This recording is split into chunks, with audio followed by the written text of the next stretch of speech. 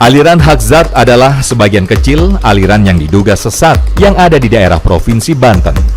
Pada Maret 2021, di Pandeglang, Provinsi Banten, muncul aliran yang bernama Hakekok Balakustak. Di dunia ada nyata-nyatana, dengekeun selkamnya, hampurai kadurnya, sanyata-nyatana ngagelarkeun alam dunia aing saksina. Tak hanya ritual mandi tanpa busana, aliran ini dianggap sesat dan meresahkan warga sekitar. Pasalnya, ajaran kelompok ini lebih mewajibkan pengikutnya supaya percaya kepada ama sepuh dibanding kepada sang pencipta dan utusannya. Tak hanya itu, aliran Hakekok pun menjanjikan kepada pengikutnya akan menjadi kaya raya jika bergabung dalam kelompoknya. Hakekok Balakustak sendiri merupakan aliran sesat yang sudah ada sejak 2009 lalu, diajarkan di padepokan milik Kasrudin di Desa Sekon, Kecamatan Cimanuk, Kabupaten Pandeglang. Pimpinan kelompok ini diketahui bernama Aryani, pria asal Kampung Polos, Desa Waringin Kurung, Kecamatan Cimanggung, Pandeglang ini belajar ajaran tersebut langsung dari almarhum orang tuanya bernama Supri. Arya dan kelompoknya percaya berendam atau bugil bersama di rawa bisa membersihkan diri dari segala dosa dan menjadikan mereka lebih baik. Warga sering mendengar Arya kerap melakukan ritual menyimpang itu di Kecamatan Cimanggu hingga Cigelis, Pandeglang. Namun, warga tak bisa membuktikannya karena Arya jarang berada di rumah setiap hari. Polisi mengamankan 16 warga desa Karangbolong, Kecamatan Cigelis, Pandeglang, Banten. Mereka yang diamankan ini karena melakukan sebuah ritual yang diduga merupakan bagian dari aliran sesat. Tak hanya itu, di tahun 2018, Provinsi Banten pun pernah juga digegerkan dengan berita ajaran yang bernama ubur-ubur. Ajaran ubur-ubur ini dipimpin oleh Aisyah. Aisyah mengaku sebagai jelmaan Ratu Pantai Selatan. Aku Ratu Bunda Sejati Gen 7, Lambang 5. Sesuai dengan pesan yang kemarin aku berikan kepada TNI, yaitu Al-Quran cetakan kelima. Sedangkan Al-Quran itu adalah karun, karun, harta karun ya. Baiklah pemerintah, semoga video ini langsung sampai. Tolong Ketua Facebook tolong sampaikan kepada pemerintah, ini amanah. Tolong jangan ada pengkhianatan lagi di muka bumi ini di akhir zaman ini. Lokasi aliran ubur-ubur ini berada di wilayah Sayabulu, Kota Serang, Banten. Kebanyakan dari para pengikut kelompok aliran sesat ini yang mayoritas warga Jawa Timur dan Jawa Tengah.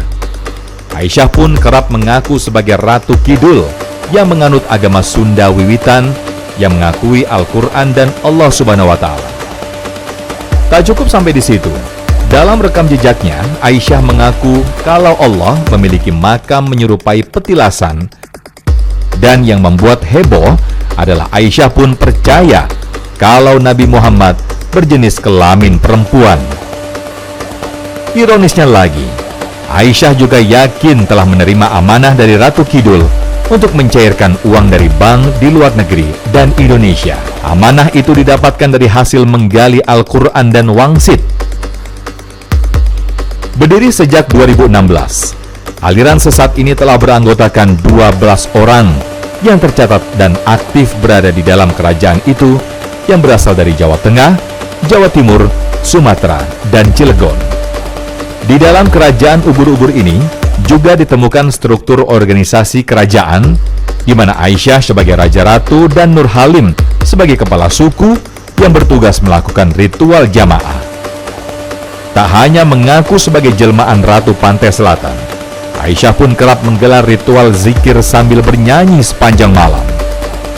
Ritual itu dilakukan secara rutin oleh kerajaan ubur-ubur setiap malam Jumat. Hal ini dilakukan guna membuka kunci harta karun Indonesia yang terpendam.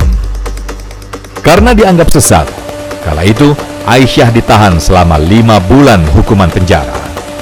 Kini, kehidupan Aisyah tak diketahui lagi setelah bebas menjalani hukuman selama 5 bulan penjara.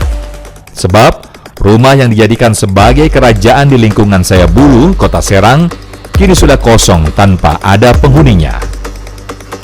Banyaknya aliran sesat yang ada di wilayah ini bagi Ketua MUI Pandeglang dikarenakan kurangnya pendidikan dan pengetahuan agama. Kalau dari beberapa aliran sesat yang tadi Pak Hamdi sempat sampaikan, sebetulnya kenapa ya Pak ya aliran sesat ini terjadi lagi di wilayah ini? Apa sih sebetulnya benang merahnya? Di antaranya karena kedangkalan dalam hal keilmuan agama. Maaf, karena wilayah Pandeglang juga begitu luas, tetapi mereka merasa terisolir diri. Daerah terpencil begitu ya.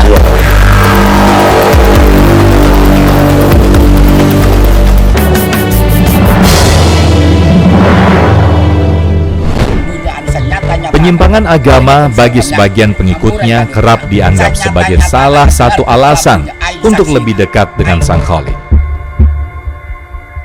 Ketika suatu ajaran tidak sesuai dengan aturan dan tuntunan yang berlaku, maka itu bisa dikatakan sesat. Jadi apa yang bisa Ustadz sampaikan kepada masyarakat terkait dengan hal ini? Apalagi kalau kita bicara mengenai aliran sesat ini, Ustadz, saya bilangnya beberapa ya Ustadz ya, karena tidak semuanya. Beberapa ini salah satunya ada di wilayah Pandeglang, cukup jauh juga dari wilayah perkotaan, kemudian juga jarang bersosialisasi dengan masyarakat. Nah, seperti apa Ustadz melihat hal ini? Saya melihat sebenarnya alhamdulillah kita punya MUI ya, Majelis Ulama Indonesia, yang di situ Masya Allah ormas-ormas Islam sudah bergabung, dan yang diangkat sebagai orang yang bergabung di sana pasti saya yakin kompeten di bidangnya. Nah, saya berharap muslimin bisa kembali kepada MUI gitu kan, supaya MUI ini bisa menjadi rujukan kita, baik itu di kota pun di luar kota gitu. Mungkin ini adalah sebuah tantangan tanda kutip, di mana harusnya memang dai-dai lebih gencar lagi menyebarkan agama Islam, lebih ikhlas gitu kan, dan lebih memurnikan ajaran sesuai dengan Al-Quran dan Sunnah, supaya betul-betul Islam itu satu warna dan memang tidak ada warna-warna yang lain, karena memang guru kita satu, kiai kita yaitu Nabi Muhammad SAW. Harusnya kita tidak berselisih, karena memang kalau kita kembali kepada satu rujukan harusnya sama. Ironisnya, meskipun telah dilakukan upaya untuk membuat pengikut aliran ini sadar dan kembali kepada tuntunan Islam, namun masih saja ada kendala yang membuat Misran dan Haryati teguh pada aliran yang diajarkan orang tua mereka. Kalau Pak Sahim itu saat itu juga langsung.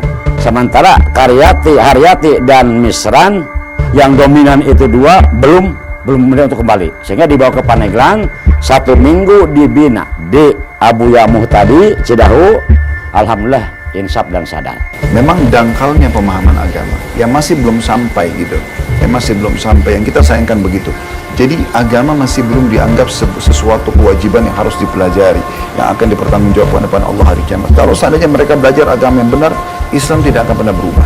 Ada beberapa fakta yang berhasil kami kumpulkan di lapangan, beberapa aktivitas keagamaan yang dilakukan oleh warga di Kecamatan Subur, tepatnya di wilayah Kampung Cimenteng, Pandeglang, Banten, Jawa Barat, yang menganut aliran Haqzat. Salah satunya adalah melaksanakan ibadah atau sholat sunnah menghadap ke 4 arah mata angin. Warga yang menganut aliran Haqzat ini menyebutkan bahwa apa yang mereka lakukan ini karena mendapatkan wangsit dari Pelabuhan Ratu. Pihak Majelis Ulama Indonesia atau MUI Pandeglang, Banten ini mengatakan bahwa aliran Haqzat merupakan aliran sesat atau menyimpang karena hal-hal yang kemudian dilakukan bertentangan dengan ajaran agama yang berlaku. Pihak MUI juga menyebutkan pemirsa bahwa masih bermunculannya aliran sesat di Indonesia, salah satunya adalah di wilayah Pandeglang.